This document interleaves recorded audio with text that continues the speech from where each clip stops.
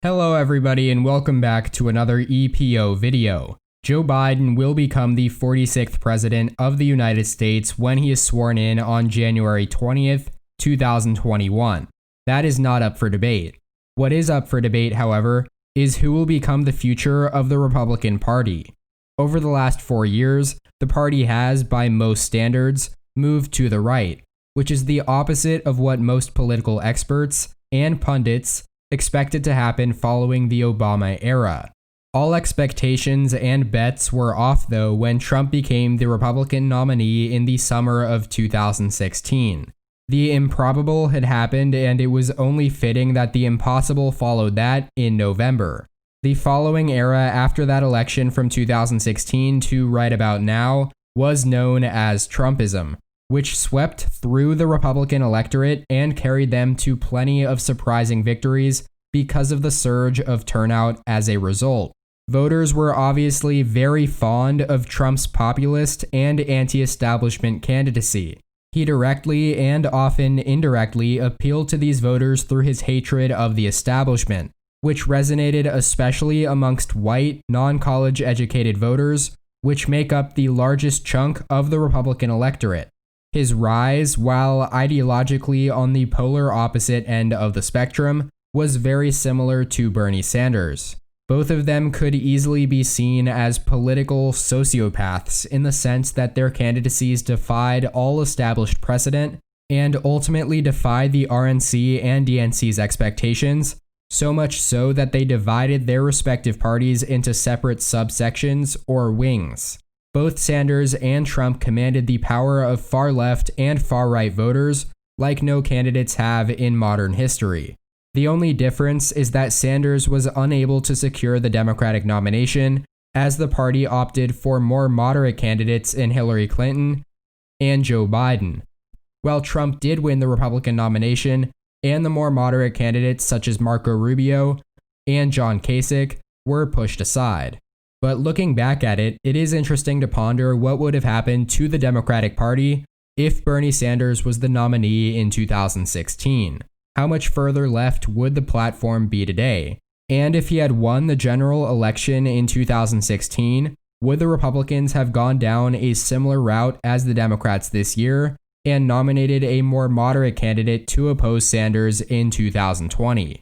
Unfortunately, we will never know the answer to that question. But ultimately, where we stand today is about as polarized a political climate as anybody can imagine.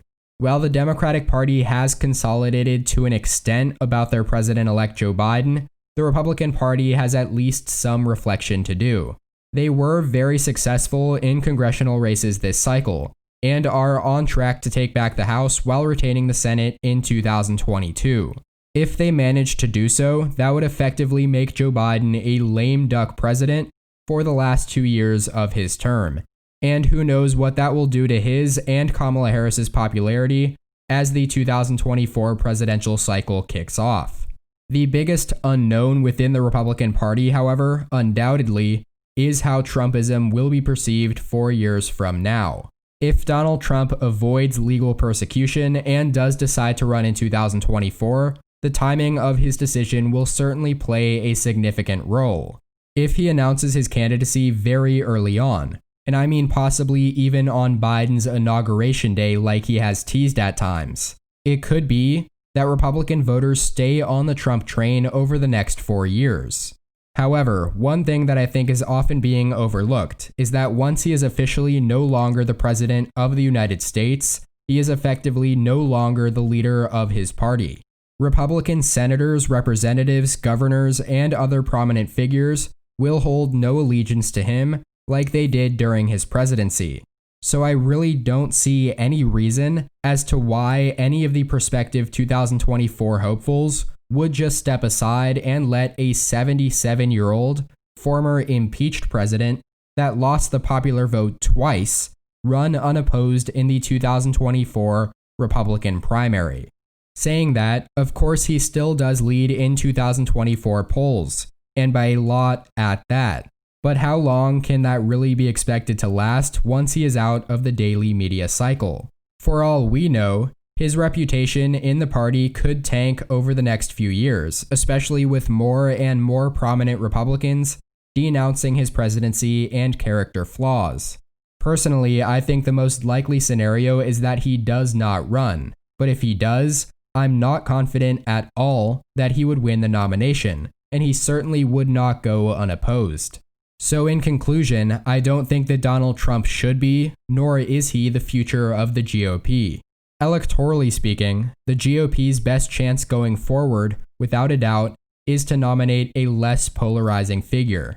The first names that come to mind are obviously Vice President Mike Pence and Nikki Haley, but there are so many prominent and well-known elected officials, like Senators Tom Cotton, Ted Cruz, Marco Rubio, Josh Hawley, or Rick Scott and Tim Scott.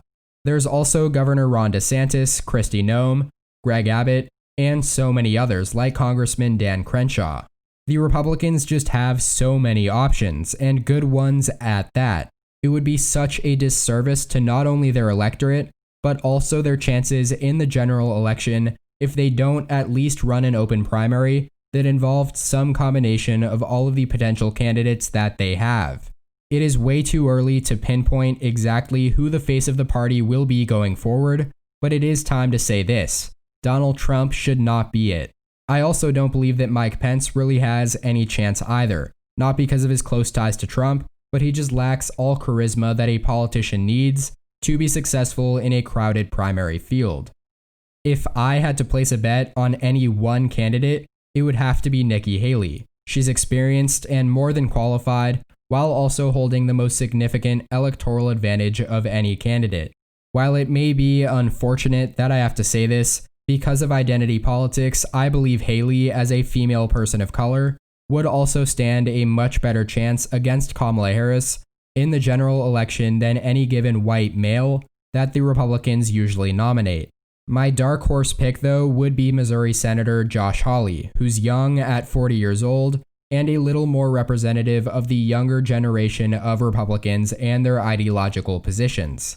There are some Obama comparisons that could be made to Hawley, but again, we are way too far out to name any one candidate as the Trump successor. Let me know what you guys think in the comment section down below. If you are a Republican, who's your horse in the race as of right now? And if you're a Democrat, are there any potential Republican candidates that you would consider voting for in a general election? I hope you all enjoyed this analysis video. Make sure to like it down below if you did, as well as subscribe if you haven't already. Thank you all so much for watching. Check out more content from my channel here, and as always, tune in next time. EP out.